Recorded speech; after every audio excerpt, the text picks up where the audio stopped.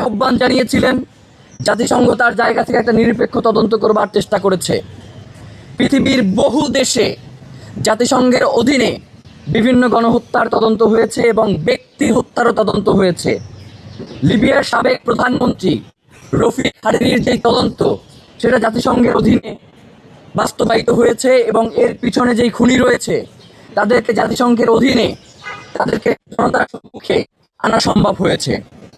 তো আমরা আপনাদের কাছে বলতে চাই যে শহীদ ওসমান হাদির এই খুনের পেছনে দেশি বিদেশি চক্র জড়িত রয়েছে, যার কারণে আন্তর্জাতিকভাবে জাতিসংঘের অধীনে যাতে শহীদ ওসমান হাদির মামলার তদন্ত হয়, যার কারণে বর্তমান অন্তর্বর্তীকালীন সরকারের প্রধান উপদেষ্টা ডক্টর মোহাম্মদ ইউনূসকে আমরা শহীদ ওসমান হাদির পরিবার এবং ইনকিলাব মঞ্চের পক্ষ থেকে আহ্বান জানাতে চাই, আগামী 24 ঘন্টার মধ্যে আপনি সংঘের কাছে একটি শহীদ ওসমান হাদির হত্যার তদন্তের জন্য একটি চিঠি প্রেরণ করুন।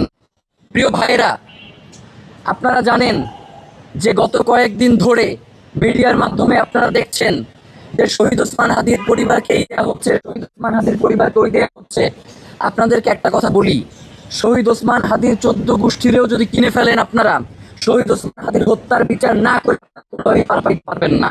32 ইঞ্চি জেভিকো টিভি এখন মাত্র 15,000 টাকায়, সাথে পাচ্ছেন 3 বছরের প্যানেল ওয়ারেন্টি। আপনাদেরকে অবশ্যই শহীদ ওসমান হাদির হত্যার বিচার করতে হবে। প্রেসিডেন্ট ওসমানের পরে তার পরিবারকে সাহায্য সহযোগিতা করা হয়েছে, সেই ব্যাপারটা নিয়ে আমি কাউকে কোনো প্রশ্ন করতে দেখি নাই। আওয়ামী লীগের এই পতিত যে স্বৈরাচার ফ্যাসিবাদী শাসনের যে কর্ণধার ছিলেন শেখ হাসিনা, তাকেও ক্ষমতা থেকে বিভিন্নভাবে শেখ মুজিবুরের মৃত্যুর পরে তাকে সহযোগিতা করা হয়েছে। শহীদ ওসমান হাদির মতো একজন গুরুত্বপূর্ণ ব্যক্তির পরিবারকে যদি সহযোগিতা করা হয়, তাহলে এই সহযোগিতার মাধ্যমে খুনের বিচার কিভাবে ধামা যাওয়া জানতে চাই। সরকার এই জায়গায় ফাইজলামিটা কি করে? সরকার কি করে? যাদেরকে সাহায্য করা দরকার তাদেরকে সাহায্য না করে এর আশেপাশের লোকগুলোরে তারা সাহায্য করে এই জায়গাটাকে বিতর্ক সৃষ্টি করতে চায়। আপনি তো সাহায্য করবেন শহীদ ওসমান হাদির সন্তানকে, আপনি সাহায্য করবেন তার স্ত্রীকে, আপনি সাহায্য করবেন তার মাকে, এর বাইরে আপনার সাহায্য করতে কে বলছে আপনারে?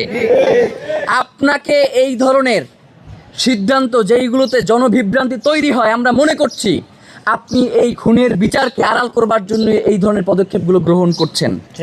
আমরা শহীদ ওসমান হাদির হত্যাকাণ্ডের ব্যাপারে কোনো ধরনের এই ছল চাতুরি প্রোপাগান্ডা এগুলো আমরা করতে দিব না যতক্ষণ পর্যন্ত আমাদের দেহে প্রাণ রয়েছে।